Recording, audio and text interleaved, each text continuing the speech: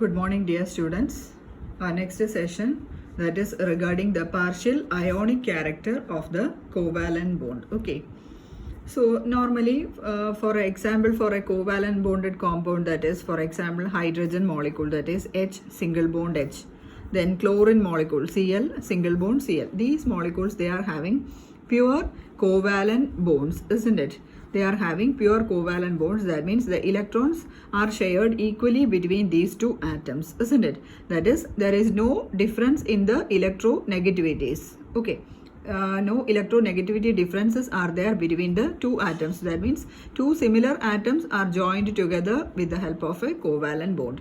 So no electronegativity differences are there, and also the sharing of the electrons, the sharing of electrons, it is done mutually, and the sharing of electrons, it will be the same for both the atoms, equally shared by the two atoms, isn't it? And also we can say that the molecule, it is symmetrical, isn't it? If we are cutting this molecule at this point, what happens? The two electrons are equally shared between the two atoms, isn't it? So they have got a pure covalent bond, and also the molecule is symmetrical. And also the electron charge cloud will be shared equally, or it will be distributed equally between the two atoms. Okay, but see, in the case of a carbon hydrogen bond, see, the one of the element, the bond is the covalent bond, it is formed between two different atoms, isn't it? One is carbon and the other is hydrogen atom. So here there will be a slight electronegativity difference between the two atoms, isn't it? Carbon will be somewhat more electronegative, isn't it? So slight electronegativity difference will be there between the two atoms. And as a result, what happens is that there will be a already there is a covalent bond. A slight electronegativity difference will be there, and as a result of this electronegativity difference, what happens is that the shared electron, it will be shifted preferentially towards the more electronegative atom. Okay, so in this carbon hydrogen, or another example, OH, oxygen, one of the atom is oxygen and the other is hydrogen. That means two dissimilar atoms are there. So in the case of such type of bonds, what happens? The electron distribution, the bonding electrons are not shared equally between the two atoms. So what happens is that the electron pair, the bonding electron pair, it will be shifted more towards the more electronegative atom. Okay, there will not be a pure ionic bond. Only the bonding electron will be slightly shifted towards the more electronegative atom. So as a result of that, a partial ionic character will be developed, isn't it? So ionic character means the electron will be completely transferred, but here the electron is not completely transferred. Only a slight charge separation will be there, or the bonding electrons will be shared unequally between the two atoms. So the electron shift will be towards the more electronegative atom. So that particular atom will be getting a slight negative charge, and the other atom will be getting a slight positive charge.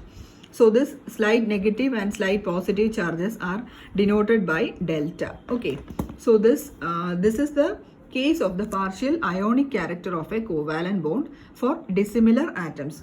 There the electronegativity difference occurs in the case of dissimilar atoms, and as a result this partial ionic character develops.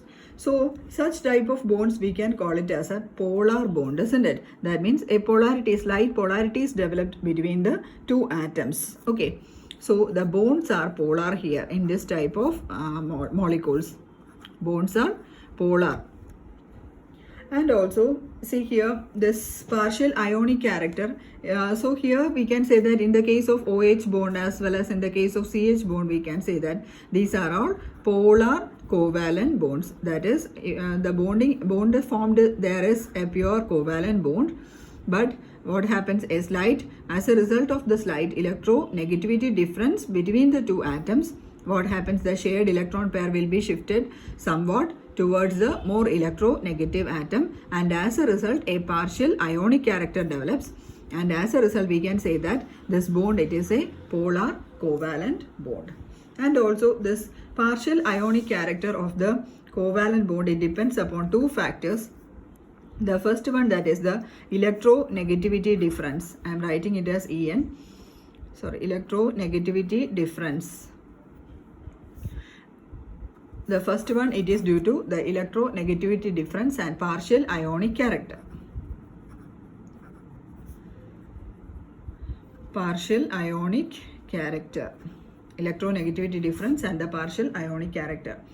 See here, if two similar atoms are there, for example AA, that means there will be no difference in the electronegativity. Both the atoms are similar, so they have got the same electronegativities.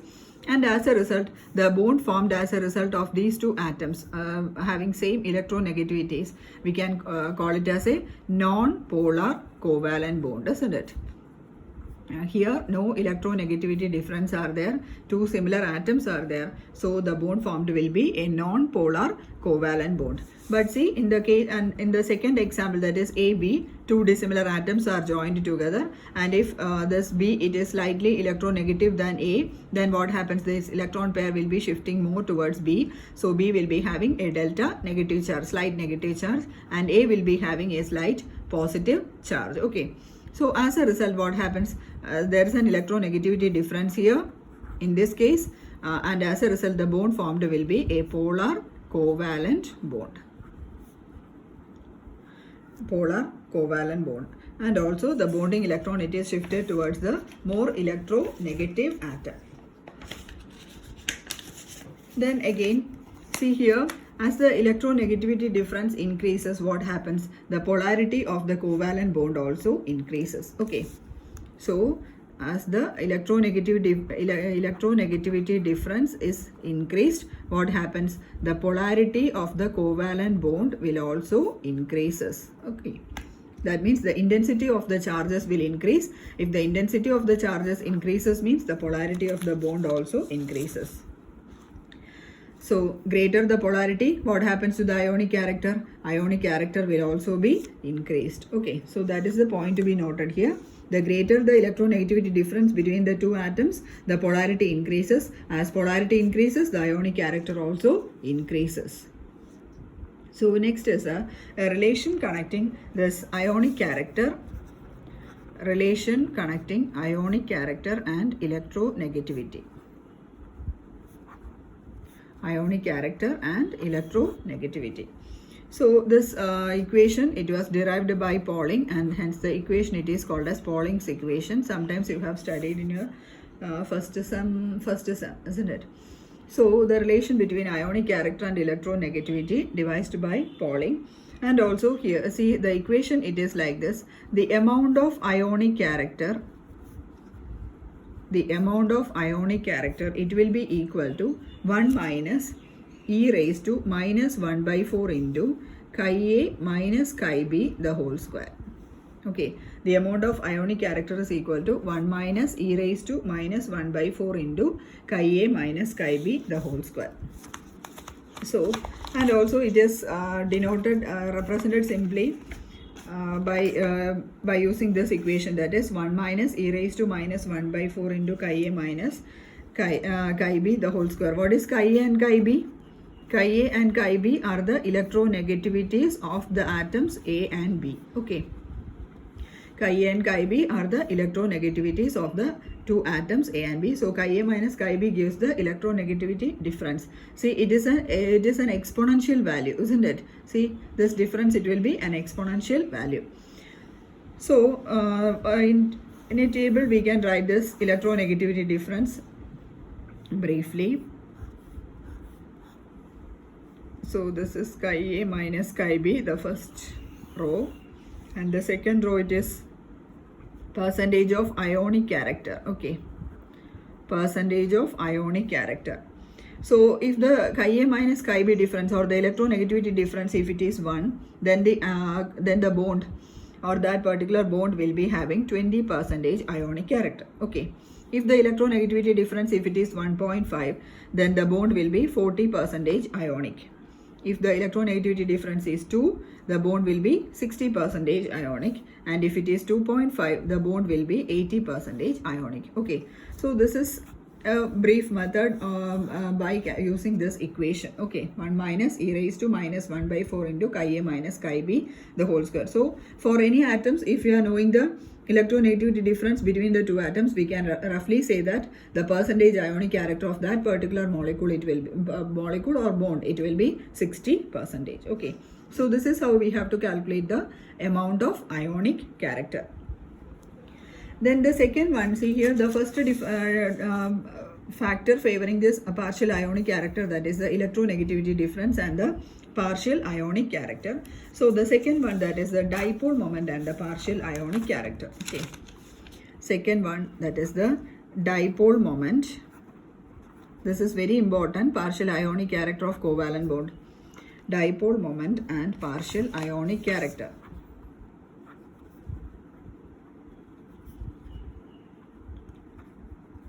Dipole moment and partial ionic character. See here, the dipole moment, normally what do you mean by dipole moment? It is the product dipole moment denoted by the letter mu, isn't it? Dipole moment mu, that is equal to product of the charges at one pole and the distances between the two poles. Okay, dipole moment, it is the product of the charges at one pole and the distance between the two poles, that is mu is equal to q into distance. That gives the dipole moment. Okay, see, for a molecule having dipole moment, what happens is that the relation connecting dipole moment and the partial ionic character is that with the greater dipole moment, what happens? The charge separation will be greater, isn't it? So if dipole moment is larger, what happens? The percentage ionic character will also increase. The percentage ionic character will also be greater. Okay, so for larger dipole moment values, the percentage ionic character will also be greater. That means, see, larger dipole moment means the charge separation. So these are the two point charges separated by a distance, two opposite charges separated by a distance d, and if the charges are greater, what happens? If the charges are greater, what happens? The dipole moment will be increased, and if the dipole moment is increased, the ionic character will also increase. Okay, then there is another relation for calculating the percentage ionic character. Another relation for calculating the percentage ionic character, and the relation, it will be like this. The formula is like this. The percentage ionic character, it will be equal to the actual dipole moment divided by the dipole moment of a pure ionic bond. Actual dipole moment divided by the dipole moment of a pure ionic bond into 100. Okay, so this relation gives the percentage ionic character. This is another relation connecting dipole moment and percentage ionic character. In the previous portion, we have seen the relation connecting percentage ionic character and the electronegativity difference. Here it is the relation between dipole moment and percentage ionic character. So this will be equal to actual dipole moment divided by dipole moment of the pure ionic bond into 100. Okay. So some values are given in your textbook also, and one of the example I will be illustrating here. See, for example, HF molecule, the dipole moment of the observed dipole moment of HF molecule observed dipole moment of HF molecule, it is 1.98 debye units. The unit for dipole moment is debye, isn't it? So the observed dipole moment for HF is 1.98. And also the actual dipole moment, or the dipole moment observed from the structure of HF molecule, that will be equal to 4.44 debye units. Okay, so the observed dipole moment, it is 1.98, and the actual dipole moment, that is for the ionic species, it will be equal to 4.4 debye units. Therefore, we can calculate the percentage ionic character of this HF bond. Percentage ionic character of HF bond, it will be equal to, what is the formula? Actual dipole moment divided by dipole moment of the pure ionic bond. So here the actual dipole moment or the observed dipole moment, it is equal to 1.98 divided by the dipole moment of the pure ionic bond, that will be equal to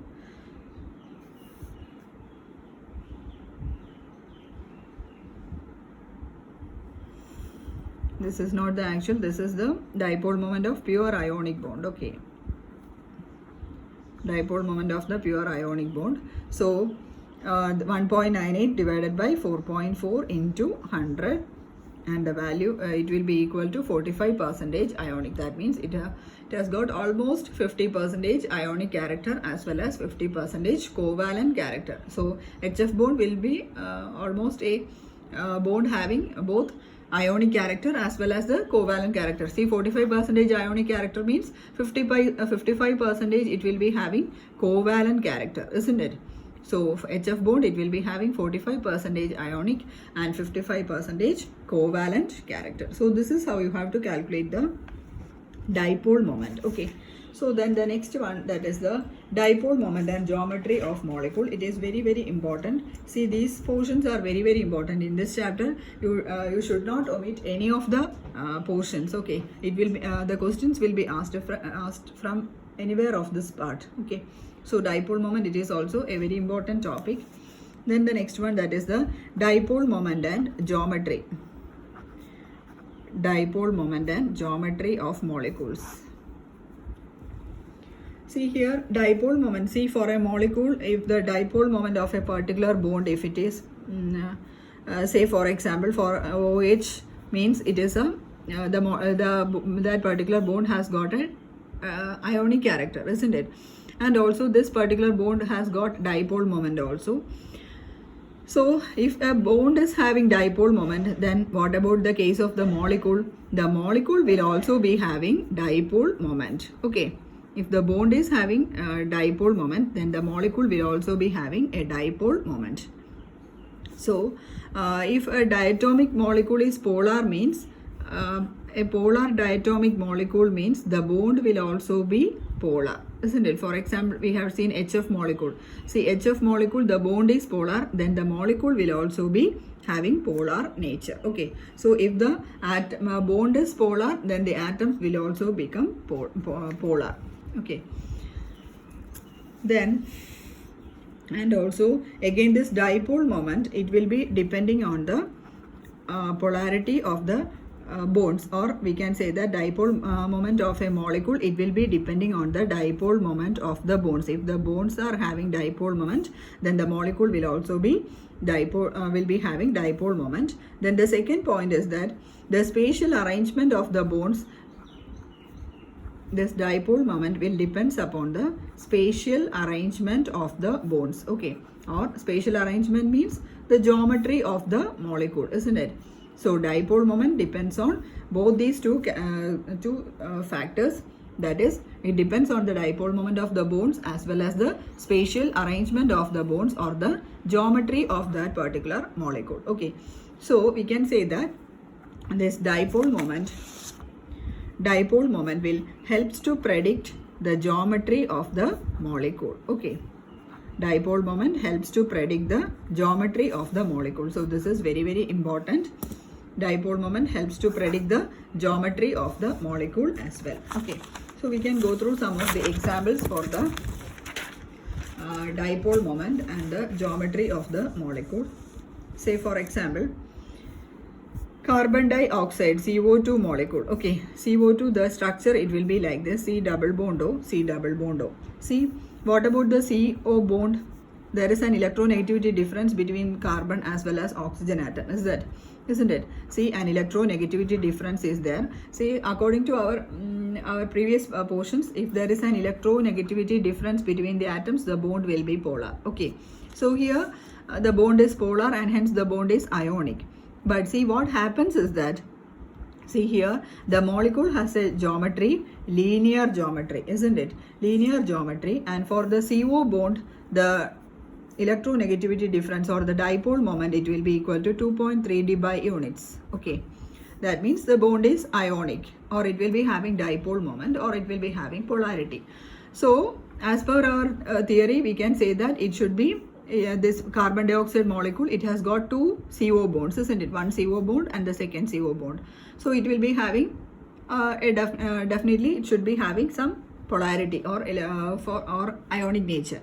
But actually, see the structure, it will be like this. It has got a linear geometry, and as a result, the polarity or the dipole moment of one CO bond, it will be exactly cancelled by the dipole moment of the second CO bond. Okay, that means the dipole moment of the CO bonds gets cancelled each other, since the geometry of that particular molecule, it is a linear geometry. So we can say that this CO2 molecule, even though the CO bonds are polar, CO2 molecule as such, we can say that it is a non-polar covalent molecule. Okay, CO2 molecule, it is a non-polar covalent molecule, and also for CO2 molecule